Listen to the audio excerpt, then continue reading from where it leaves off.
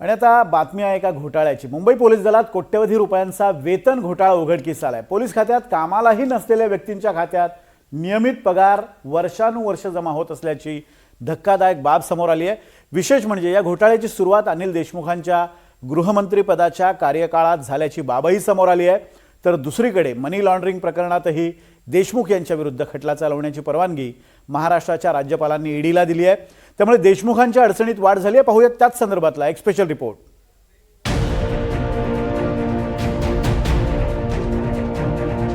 Mumbai police दलात एक अजब घोटाळा समोर आलाय। अस्तित्वात नसलेल्या व्यक्तींना पोलीस कर्मचारी दाखवून त्यांच्या नावावर पगार काढण्यात आल्याची धक्कादायक बाब समोर आली आहे।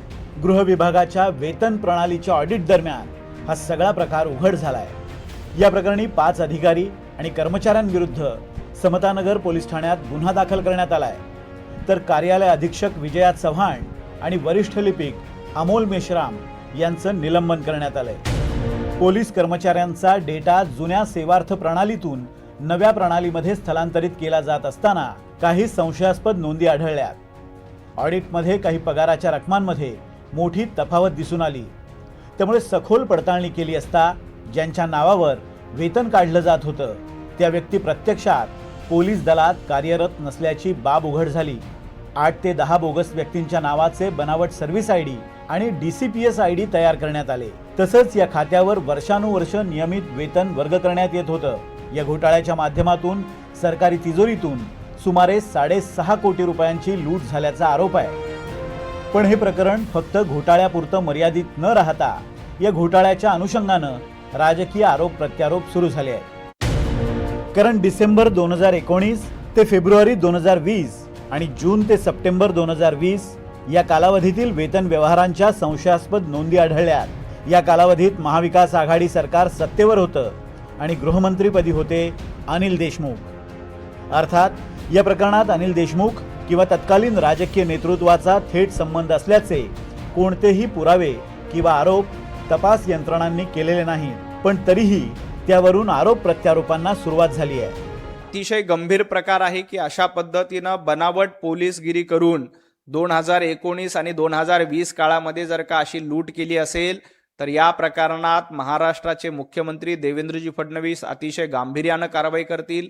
जो कोणी या प्रकरणामध्ये दोषी असेल त्याला शिक्षा होईल, कोणालाही सोडलं जाणार नाही। कशा पद्धतीनं पोलीस नसताना सुद्धा त्यांना वेतन देण्यात आलं, हा प्रशासनातला प्रशासकीय ही संपूर्ण बाब आहे।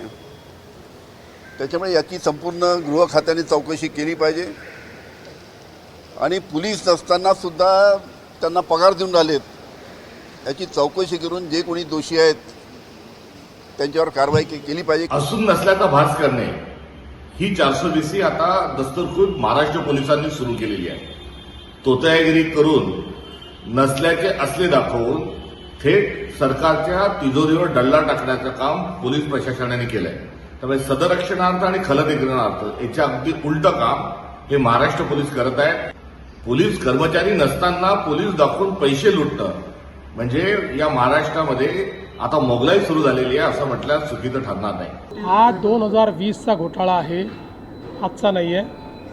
2020 सालचा घोटाळा आहे, त्याच्यावर कारवाई चाललेली आहे आणि सगळ्या ज्यांनी घोटाळा केला त्यांना त्या ठिकाणी निश्चितपणे कारवाई झालेली आहे आणि होते।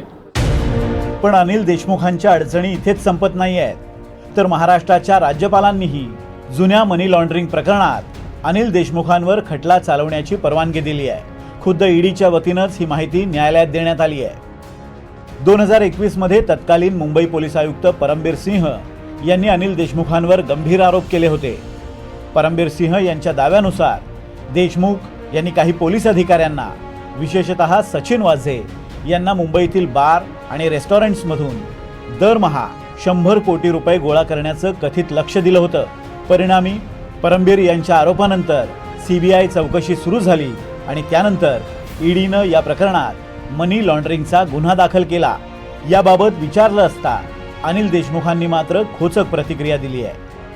राज्यपाल ने ईडी के लिए प्रोसिक्यूशन के लिए परमिशन दे दी है। सरकार किसकी है? तो जो पार्टी की सरकार है वो तो परमिशन देने वाली है। मेरे खिलाफ में तो परमिशन देने वाली है वो। आता या दुहेरी संकटाला अनिल देशमुख कसे सामोरे जातात हे तर पाहूच, पण अनिल देशमुखांवरच्या या 2 आरोपांमुळे सत्ताधारी पक्षाला महाविकास आघाडीवर हल्लाबोल करण्याची आयतीच संधी मिळाली आहे हे मात्र नक्की। Bureau report, NDTV Marathi.